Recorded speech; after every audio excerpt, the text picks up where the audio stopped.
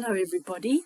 Another week has gone by, so it's time for another comparison of text quotes between the Bible and the Bhagavad Gita. I thought the theme for today could be to do with gratitude and thankfulness and having a thankful frame of mind. I'm pretty thankful because I had a kirtan at my house last night, and we had a bunch of people come over for the first time ever to try chanting and eating blessed food called prasadam, which went down very well. And it was I'm grateful that they came all the way out to my house and participated in this. So I thought, in a grateful frame of mind, we would look at gratitude. If we look at the Bible first, we have Ephesians. Somewhere in Ephesians, I forgot the chapter, but it's verse 20. Giving thanks always for all things unto God. Giving thanks always for all things unto God. So everything that we have, we should be grateful for where it came from. We often think that we've built our success ourselves. It's our money, it's our hard work, it's our diligence that's got us what we have. I used to think that way all the time. And now it's sort of changing to, okay, well, where did I get my money from? Oh, I got it from going to work. Okay, well, how did I get that job? Oh, I got it with my intelligence or my qualifications. And who's powering my brain? Who gave me this brain? Who gave me the intelligence to be able to, do this job, and for the neurons to fire and send the impulses flying around the brain in a manner whereby I can do my job properly. Now, the power behind those neurons firing, even the electrical impulses, comes from the original energy, the energy of the Lord. So I am grateful for everything that I temporarily use. I don't actually own it, because the one who's given me the capacity to earn the money to buy this house, that's the one to whom the house belongs. So gratitude is a way of thinking that whereby your life just goes into a different mindset. It's less to do with yourself and your ego and more to do with being grateful for what you've been granted. Now, if we go to the Bhagavad Gita, chapter 9, verse 26, we have here a beautiful modeling of gratitude, which is the words of the Lord himself, as spoken down in the Song of the Gita 5,000 years ago. The words of the Lord himself, he requires so little. He says, if one offers me with love and devotion a leaf, a flower, fruit, or water, I will accept it.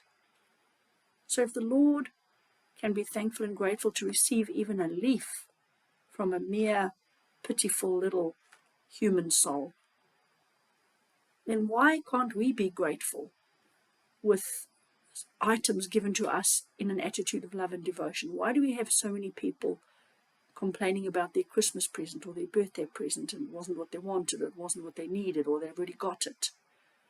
Or let's say we tried imagining that we were being invited to a feast of some kind, and so we've imagined all these various delicacies and items that we're going to be expecting at this feast.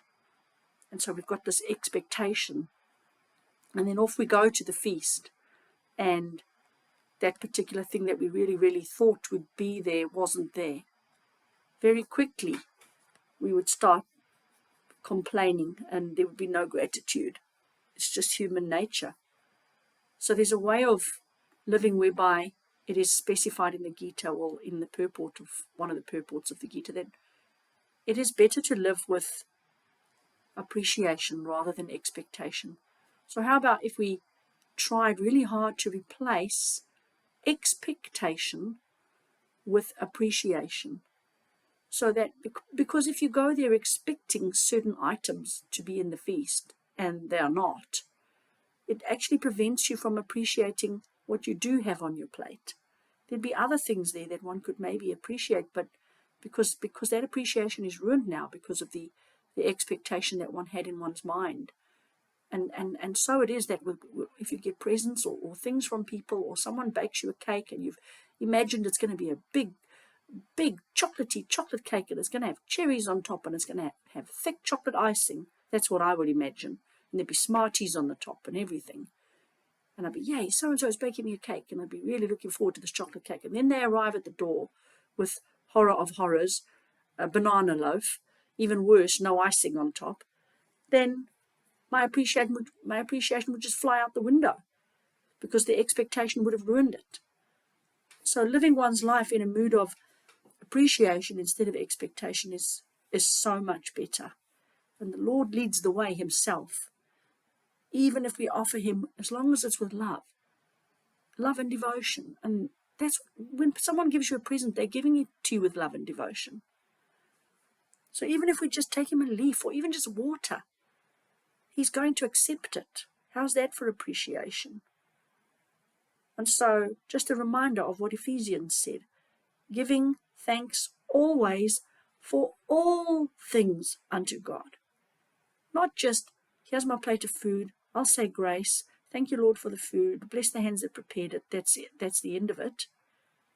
All things, that's not just food, that's the vehicle you're driving, that's on loan to you, you're not taking it with us. We don't get to take our car with us when we die, nor our home, nor our clothes. Everything that we have in the material world that we might find valuable or that we may cherish is on loan. And ultimately, it was created also by the Lord. Even man-made things, so-called man-made things, are creations of the Lord through us, through giving us the mental capacity and the intelligence and the inspiration to be able to design these things. The very atoms that comprise these man-made inventions have electrons whizzing around in them. Where does that energy come from? That's the energy of the Lord. He energizes everything. So we have no capacity to genuinely create anything. So all our possessions are on loan to us, not even on hire, because we kind of get them for free, just on loan.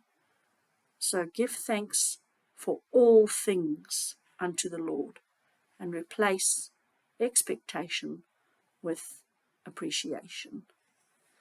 Thank you, everybody. Hare Krishna.